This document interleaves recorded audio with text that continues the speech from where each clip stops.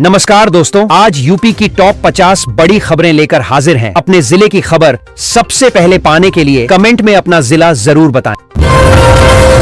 उत्तर प्रदेश में 23, 25 और 26 जनवरी को स्कूलों में अवकाश रहेगा। ठंड, कोहरे और गणतंत्र दिवस कार्यक्रमों को देखते हुए यह फैसला लिया गया है। छुट्टी से छात्रों और शिक्षकों को बड़ी राहत मिलेगी। स्कूल शिक्षा विभाग ने आदेश जारी कर सभी जिलों को पालन के निर्देश दिए हैं। सुबह सुबह की बड़ी खबर में पीएम किसान सम्मान निधि योजना को लेकर 6 अहम बदलाव सामने आए हैं। 22वीं किस्त की संभावित तारीख भी घोषित की गई है। सरकार ने पात्रता, KYC और बैंक डिटेल्स से जुड़े नियमों में बदलाव किया है, जिससे लाभार्थियों को समय पर भुगतान मिल सके। UPSIR को लेकर जारी अपडेट के बीच बड़ी जानकारी सामने आई है। अब संबंधित प्रक्रिया में एक नया फॉर्म भरना अनिवार्य होगा। इसमें व्यक्तिगत और दस्तावेजी जानकारियां देना जरूरी होगा। नियमों का पालन न करने पर आवेदन निरस्त हो सकता है। विभाग ने जल्द प्रक्रिया पूरी करने की सलाह दी है। समाजवादी पार्टी प्रमुख अखिलेश यादव ने शंकराचार्य स्वामी अविमुक्तेश्वरानंद से फोन पर बातचीत की। उन्होंने कहा कि वे जल्द उनसे मिलने आएंगे। गौरतलब है कि स्वामी अविमुक्तेश्वरानंद को कल प्रयागराज में पुलिस ने रोक दिया था, जिसके बाद मामला चर्चा में आ गया। मेला अधिकारी ने स्पष्ट किया है कि स्वामी अविमुक्तेश्वरानंद को शंकराचार्य का प्रोटोकॉल देने का कोई कानूनी प्रावधान नहीं है। प्रशासन का कहना है कि नियमों के तहत ही व्यवस्था की जाती है। इस बयान के बाद संत समाज और प्रशासन के बीच विवाद और गहराता नजर आ रहा है। योगी सरकार ने बड़ा फैसला लेते हुए यूपी के प्राइवेट स्कूलों में मुफ्त प्रवेश प्रक्रिया शुरू की है। RTE के तहत 6.80 लाख सीटों पर दाखिला मिलेगा। शिक्षा विभाग ने पूरा शेड्यूल जारी कर दिया है। पात्र अभिभावक तय समय में ऑनलाइन आवेदन कर सकते हैं। अगले महीने इंडिगो एयरलाइंस 2000 से अधिक उड़ानों का संचालन कर पाएगी या नहीं, इस पर सवाल खड़े हो गए हैं। DGCA ने एयरलाइन से जवाब मांगा है। उड़ानों की संख्या और सुरक्षा मानकों को लेकर जांच की जा रही है। टोल प्लाजा पर वाहन चालकों के इंश्योरेंस चालान कटने की शिकायतें सामने आ रही हैं। सभी दस्तावेज पूरे होने के बावजूद मोबाइल पर चालान का मैसेज आ रहा है। लोगों में नाराजगी है। परिवहन विभाग ने मामले की जांच कर समाधान का आश्वासन दिया है। शंकराचार्य स्वामी अविमुक्तेश्वरानंद ने योगी सरकार को कानूनी नोटिस भेज दिया है। उन्होंने 24 घंटे का अल्टीमेटम देते हुए सम्मान और प्रोटोकॉल को लेकर जवाब मांगा है। संत समाज ने चेतावनी दी है कि संतोषजनक उत्तर न मिलने पर आंदोलन किया जाएगा। सोना चांदी की कीमतों में आज फिर बढ़ोतरी दर्ज की गई है। 20 जनवरी को जारी रेट के मुताबिक सोना और चांदी दोनों महंगे हुए हैं। अंतर्राष्ट्रीय बाजार और डॉलर की मजबूती का असर घरेलू सर्राफा बाजार पर साफ दिखाई दे रहा है।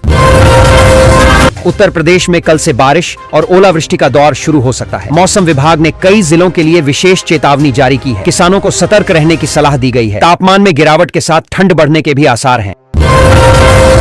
देश में 75 लाख किसानों को फार्मर ID देने की योजना शुरू की जा रही है। इसके जरिए किसानों का डिजिटल रिकॉर्ड तैयार होगा। पात्र किसानों को हर साल 6000 रुपए की आर्थिक सहायता मिलेगी। सरकार का लक्ष्य योजनाओं का लाभ सीधे किसानों तक पहुंचाना और पारदर्शिता बढ़ाना है। अयोध्या में राम मंदिर प्राण प्रतिष्ठा को 2 वर्ष पूरे हो गए हैं। इस दौरान मुख्य मंदिर के साथ 14 अन्य मंदिरों का निर्माण भी पूरा किया गया। रामनगरी में उत्सव जैसा माहौल है। श्रद्धालुओं की संख्या लगातार बढ़ रही है और विकास कार्यों को नई गति मिली है।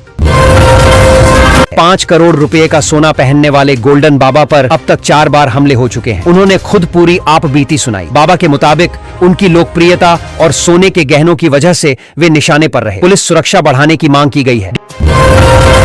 डिप्टी CM ने समाजवादी पार्टी पर तीखा हमला करते हुए कहा कि मुस्लिम समर्थन न मिले तो सपा 2% की पार्टी रह जाएगी। उन्होंने विपक्ष की राजनीति और नीतियों पर सवाल उठाए। बयान के बाद प्रदेश की सियासत गर्मा गई है और राजनीतिक प्रतिक्रियाएं तेज हो गई हैं। रेल यात्रियों के लिए राहत की खबर है। अब ट्रेन में पानी की बोतल के लिए 20 रुपए नहीं देने होंगे। रेलवे ने नया प्राइस टैग जारी किया है। तय कीमत से अधिक वसूली पर कार्रवाई होगी। यात्रियों की शिकायतों के बाद रेलवे ने यह अहम फैसला लिया है।